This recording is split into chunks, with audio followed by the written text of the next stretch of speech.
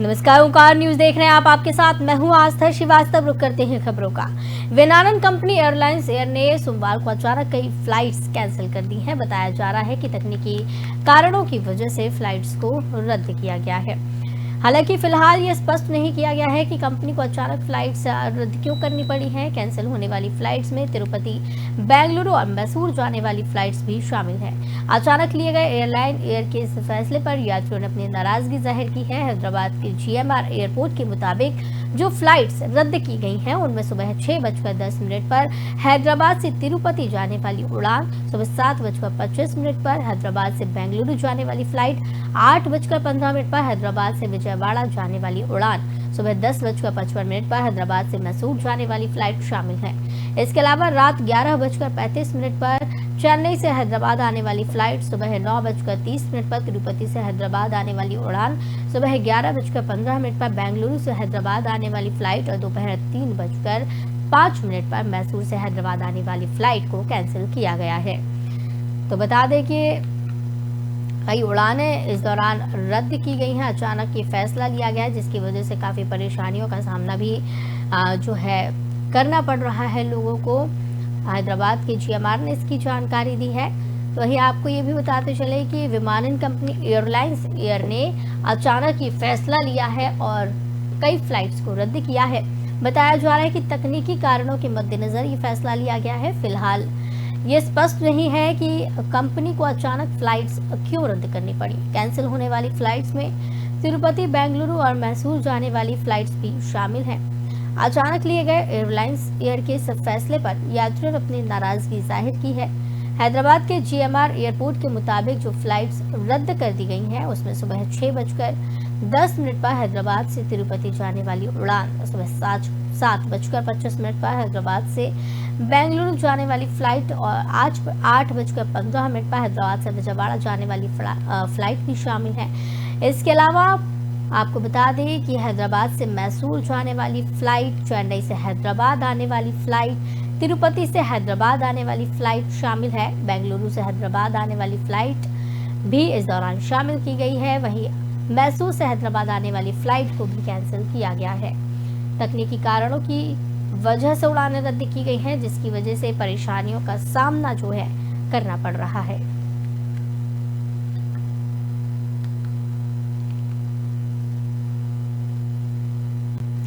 उत्तर प्रदेश के अयोध्या में भगवान श्री राम का भव्य मंदिर बन रहा है। महाराष्ट्र के मुख्यमंत्री एकनाथ शिंदे और उप मुख्यमंत्री देवेंद्र फडणवीस रविवार को अयोध्या दौरे पर थे। इस दौरान दोनों शीर्ष नेताओं ने रामलला के दर्शन किए। हवाई मार्ग के दौरान लखनऊ से अयोध्या जाते समय देवेंद्र फडणवीस ने ट्विटर पर एक वीडियो शेयर किया। फडणवीस ने हेलीकॉप्टर से बैठे बैठे मोबाइल के माध्यम से अयोध्या का एक वीडियो रिकॉर्ड बनाया है। इस वीडियो में भगवान श्री राम का निर्माणाधीन मंदिर दिखाई दे रहा है जो कि बेहद ही विहंगम दृश्य है। भगवान श्री राम का निर्माणाधीन मंदिर विशालाकाय क्षेत्र में फैला हुआ है। इस वीडियो को ट्विटर पर डालते हुए फडणवीस ने जय श्री राम लिखते हुए कहा कि इस तरह अयोध्या में भगवान श्री राम मंदिर का निर्माण कार्य चल रहा है। तो बता दें कि देवेंद्र फडणवीस ने वीडियो ये शेयर किया है। अयोध्या दौरे पर देवेंद्र फडणवीस आए हुए थे। CM एकनाथ शिंदे भी यहाँ पर पहुंचे थे। अयोध्या में मंदिर निर्माण की झलक इस दौरान देवेंद्र फडणवीस ने जो वीडियो रिकॉर्ड की है उसमें देखी जा सकती है।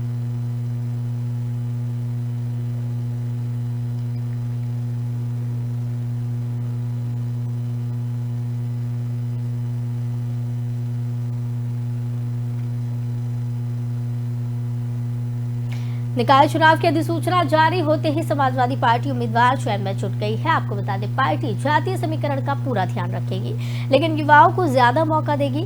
महापौर, नगर पालिका और नगर पंचायत अध्यक्ष पद के उम्मीदवारों की घोषणा प्रदेश कार्यालय से मुहर लगने के बाद होगी। पार्षद और सभासदों के नाम स्थानीय स्तर पर तय किए जाएंगे। सभी प्रभारियों से उम्मीदवारों के नाम का पैनल मांगा गया है। प्रदेश मुख्यालय से ये भी निर्देश दिए गए हैं कि इस चुनाव में आपसी समन्वय का ध्यान रखा जाए। जहां किसी तरह गुटबाजी नजर आए तो पार्टी के पूर्व सांसद, विधायक और पूर्व विधायक सहित अन्य वरिष्ठ नेता हस्तक्षेप करते हुए आपसी समन्वय बनाए। तो बता दें कि निकाय चुनाव की अधिसूचना जारी हो गई है। बीते दिन ही चुनाव आयोग की तरफ से प्रेस कॉन्फ्रेंस की गई थी और इसी दौरान जो है घोषणा की गई है निकाय चुनाव की।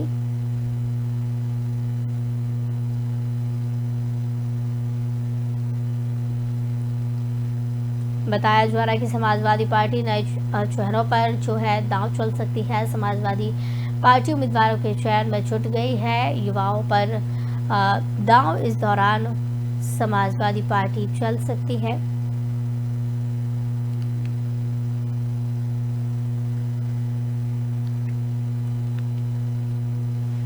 हरियाणा के स्वास्थ्य और गृह मंत्री अनिल विज ने राहुल गांधी पर तंज कसा है।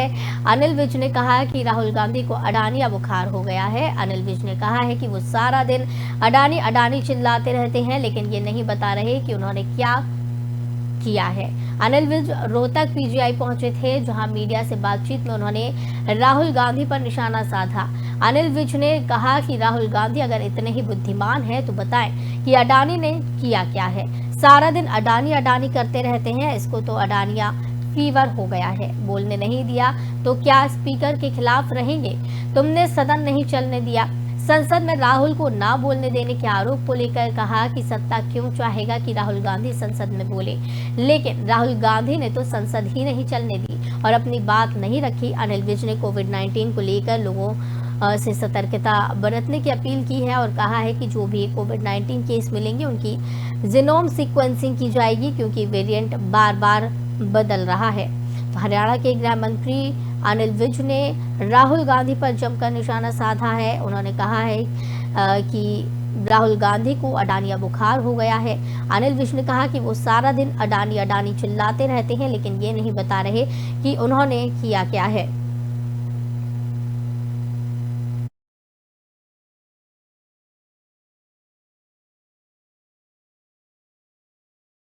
अरे राहुल गांधी अगर इतने ही बुद्धिमान है, बताए तो सही कि अदानी ने किया क्या है। सारा दिन अदानी अदानी अदानी, इसको तो अदानिया फीवर हो गया। उसमें अदानी अदानी बोलता रहता। भाई देश को बताओ तो सही। संसद में बोलने नहीं दिया तो इसका मतलब ये है कि स्पीकर के खिलाफ रहेंगे। अरे तुमने हाउस ही नहीं चलने दिया।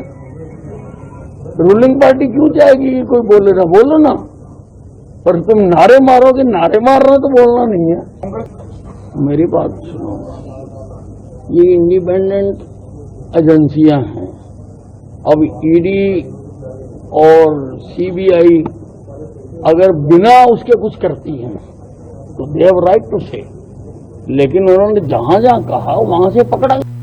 छत्तीसगढ़ के बेमेतरा जिले के साजा थाना क्षेत्र के बीरनपुर गांव में हुई हिंसक घटना के विरोध में आज विश्व हिंदू परिषद व भाजपा ने छत्तीसगढ़ बंद करने का आह्वान किया है। विश्व हिंदू परिषद और बीजेपी कार्यकर्ता सड़कों पर उतर आए हैं। रायपुर में बीजेपी और वीएचपी के कार्यकर्ता लोगों से अपने व्यवसाय बंद करने का आग्रह कर रहे हैं, जिसके बाद रायपुर में बंद का असर भी दिखाई देने लगा है।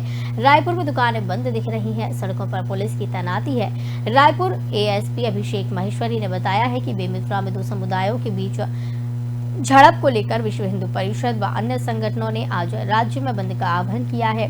इस दौरान रायपुर में दुकानें बंद देखी गई, सड़कों पर पुलिस की तैनाती की गई। पुलिस बल हर क्षेत्र में तैनात है। अभी तक किसी तरह की कोई घटना की खबर नहीं है।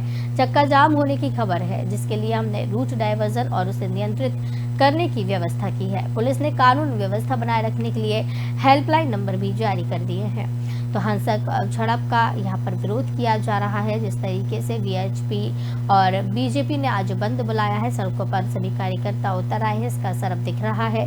सब बताया जा रहा है कि पुलिस ने कानून व्यवस्था बनाए रखने के लिए हेल्पलाइन नंबर जारी कर दिए हैं। पुलिस बल हर क्षेत्र में तैनात है। दो समुदायों के बीच बेमेतरा में झड़प हुई थी और आपको बताते चले कि बीरनपुर गांव में हुई हिंसक घटना के विरोध में आज विश्व हिंदू परिषद और बीजेपी ने छत्तीसगढ़ बंद का आह्वान किया है। सरकार के खिलाफ प्रदर्शन कर रही है। विश्व हिंदू परिषद और बीजेपी के कार्यकर्ता सड़कों पर उतर आए हैं। रायपुर में बीजेपी और बीएचपी के कार्यकर्ता लोगों से अपने व्यवसाय बंद करने का आग्रह कर रहे हैं, जिसके बाद रायपुर में बंद का असर दिख रहा है।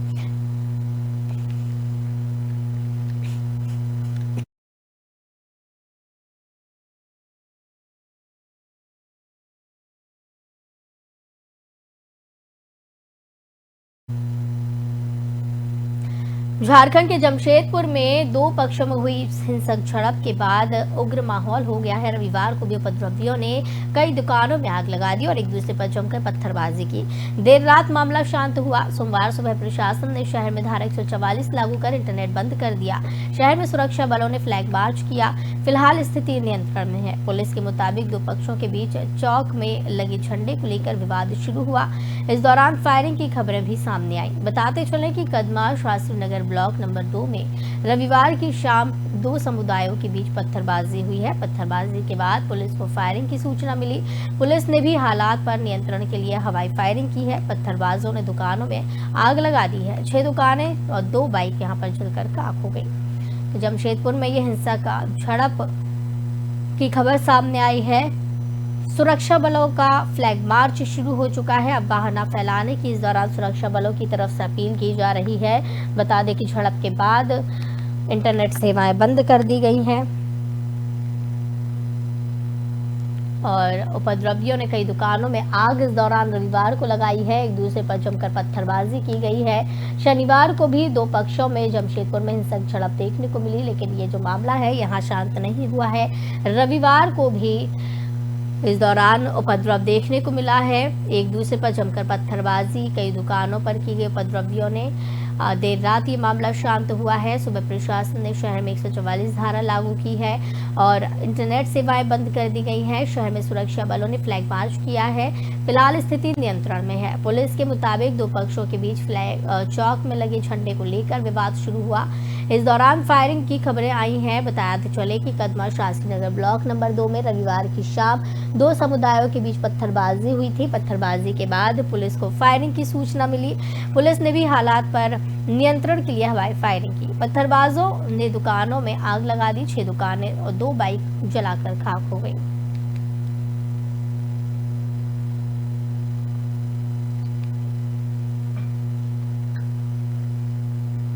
हरियाणा के सोनीपत के संदलकला गांव में रविवार को करीब 20 लोगों की भीड़ ने कथित तौर पर एक मस्जिद में नमाज अदा कर रहे लोगों पर हमला किया। आरोप है कि इस दौरान मस्जिद में तोड़फोड़ भी की गई, जिसके बाद तनाव व्याप्त हो गया। हमलावर उसी गांव के रहने वाले बताए जा रहे हैं। मीडिया रिपोर्ट्स के मुताबिक गाँव में समुदाय की ओर से बनाई गई एक छोटी मस्जिद में रमजान की नमाज अदा कर रहे लोगों पर 15-20 हथियारबंद लोगों ने हमला किया। हमलावरों के हाथ में लाठी लेकर गांव की सड़कों पर घूमते हुए तस्वीरें भी सामने आई हैं। बताया जा रहा है कि घटना के पीछे का कारण अभी स्पष्ट नहीं हो सका है। मामले में 19 लोगों के खिलाफ प्राथमिकी दर्ज की गई है और पुलिस ने मामले में 16 लोगों को हिरासत में लिया है। तो बता दें आपको कि घटना के कारणों के संबंध में जांच की जा रही है। नमाज अदा कर रहे लोगों पर भीड़ ने हमला किया है। अभी तक घटना के कारणों का स्पष्ट सामने नहीं आ पाया है। 20 लोगों की भीड़ ने कथित तौर पर एक मस्जिद में नमाज अदा कर रहे लोगों पर हमला किया है और आरोप है कि इस दौरान मस्जिद में तोड़फोड़ भी की गई। इसके बाद तनाव व्याप्त हुआ। हमलावर उसी गांव के रहने वाले बताए जाते हैं। मीडिया रिपोर्ट्स के मुताबिक गांव में समुदाय की ओर से बनाई गई एक छोटी मस्जिद में रमजान की नमाज अदा कर रहे लोगों पर 15-20 हथियारबंद लोगों ने हमला किया। हमलावरों के हाथ में लाठी लेकर गांव की सड़कों पर घूमते हुए तस्वीरें सामने आई हैं। बताया जा रहा है कि घटना के पीछे का कारण अभी स्पष्ट नहीं है। मामले में 19 लोगों के खिलाफ प्राथमिकी दर्ज की गई है और पुलिस ने मामले में 16 लोगों को हिरासत में लिया है।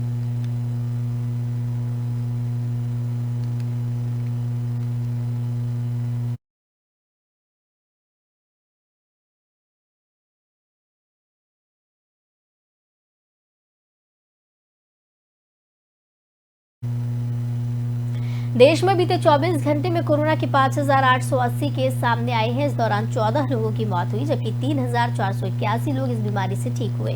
देश में फिलहाल एक्टिव केस 35,175 है और पॉजिटिविटी रेट 6.91% हो गया है। देश भर में आज से 2 दिन की कोरोना मॉक ड्रिल की शुरुआत हुई है।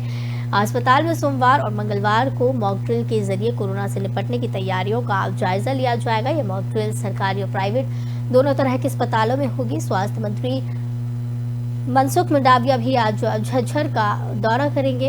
एम्स झज्जर में वो पहुंचेंगे और किस तरीके से यहाँ व्यवस्थाएं हैं ये देखेंगे। देश में 24 घंटे में 5,880 नए केस सामने आए हैं। आज से 2 दिन की कोरोना मॉक ड्रिल इसी के चलते आयोजित की जा रही है। एम्स झज्जर का दौरा करने के लिए स्वास्थ्य मंत्री मनसुख मंडाविया पहुंचेंगे। देश में 24 घंटे में 5,880 नए केस देखने को मिले हैं। आपको बता दें कि कोरोना के आंकड़े फिर से बढ़ते हुए नजर आ रहे हैं।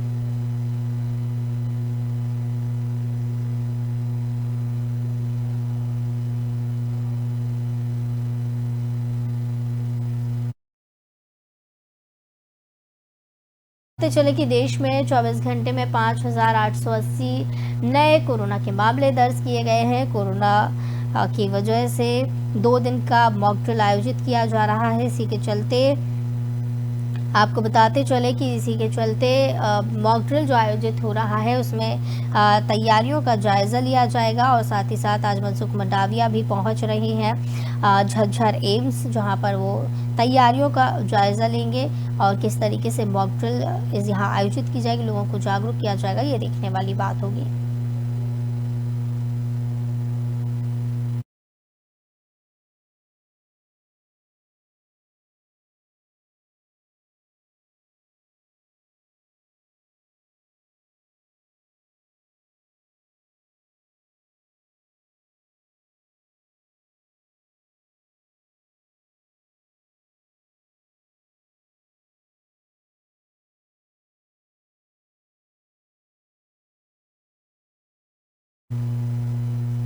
तो केंद्रीय मंत्री किरण रिजिजू जम्मू कश्मीर पहुंचे, जहां पर उन्होंने जनता को संबोधित किया है। किरण रिजिजू ने कहा है कि जम्मू कश्मीर की जनता बहुत अच्छी है। 1-2 लोग हैं जो यहां पर आतंक फैलाने का काम करते हैं या फिर लोगों को बातों में उलझाते हैं। हमारे प्रिंसिपल जज ने तो इतना खूबसूरत शायरी आपने सुनाया, मैं तो बिल्कुल घायल हो गया हूं आपका शायरी का। काफी रंगीला होता है, लेकिन कोर्ट के अंदर तो सब सीरियस होते हैं, लेकिन कोर्ट के बाहर चलता है। जिंदगी में हम लोग मस्ती करके जिंदगी जीना होता है, तो ये ठीक है। मुझे बड़ा इम्प्रेस किया आपने, और कश्मीर में आने से अच्छा शायरी सुनने को मिलता ही है। और खास करके जब कोई कल्चरल प्रोग्राम, सांस्कृतिक कार्यक्रम होता है तो और भी अच्छा लगता है। कश्मीर के लोग बहुत अच्छे हैं। जम्मू कश्मीर, लद्दाख, ये मैं बहुत एक्सटेंसिवली टूर किया है। यहाँ के लोग बहुत दिलदार है। जो 1-2 लोग गुमराह करते हैं, बाहर से लोग आकर के दिमाग घुमाते हैं, 1-2 हो सकते हैं, बहुत कम है। लेकिन मेजोरिटी जम्मू कश्मीर के लोग दिलदार होते हैं, बहुत अच्छे लोग होते हैं, अच्छे इंसान होते हैं। आप लोग से मिलकर के बहुत अच्छा लगा, और आगे भविष्य में फिर से मिलेंगे। बहुत बहुत धन्यवाद। जय हिंद। हमारे प्रिंसिपल जज ने तो आपको बता दें कि दिल्ली के एक चर्च में प्रधानमंत्री नरेंद्र मोदी पहुंचे हैं, जहां पर पादरियों ने उनका जोरदार स्वागत किया है। इस दौरान प्रधानमंत्री नरेंद्र मोदी ने लोगों को ईस्टर की बधाई दी है। उन्होंने उम्मीद जताई कि विशेष अवसर समाज में सद्भाव की भावना को और गहरा करेगा। पीएम मोदी ने ईस्टर के मौके पर प्रभु ईसा मसीह के पवित्र विचारों को भी याद किया है। ईसा मसीह के पुनरुत्थान की मान्यता में दुनिया भर के ईसाइयों द्वारा ईस्टर मनाया जाता है। पीएम मोदी ने आगे कामना की है कि अक्सर लोगों को समाज की सेवा करने और दलितों को सशक्त बनाने में मदद करने के लिए प्रेरित करे। Happy Easter. ये विशेष अवसर हमारे समाज में सद्भाव की भावना को गहरा करे। ये लोगों को समाज की सेवा करने और दलितों को सशक्त बनाने में मदद करने के लिए प्रेरित करे। हम इस दिन ईसा मसीह के पवित्र विचारों को याद करते हैं। द्रौपदी मुर्मू ने भी ईस्टर के मौके पर लोगों को याद किया और यीशु द्वारा दिए गए सत्य और न्याय के लिए अपने प्राणों की आहुति देकर प्रेम और क्षमा संदेश को याद किया। उन्होंने आगे कहा कि ईस्टर प्यार और करुणा का प्रतीक है। राष्ट्रपति ने भी ट्वीट किया है। इस दौरान सभी नागरिकों को विशेष रूप से ईसा समुदाय की ईस्टर की बधाई उन्होंने दी है। आपको बताते चले, राष्ट्रपति पीएम के साथ साथ तेजस्वी यादव, मल्लिकार्जुन खड़गे, प्रियंका गांधी वाड्रा और कई नेताओं ने ईस्टर की बधाई दी है। Heart cathedral Catholic church PM Narendra Modi यहां पहुंचे हैं और यहां पहुंचने पर पादरियों ने काफी खुशी जाहिर की है। पीएम मोदी का स्वागत किया है उन्होंने।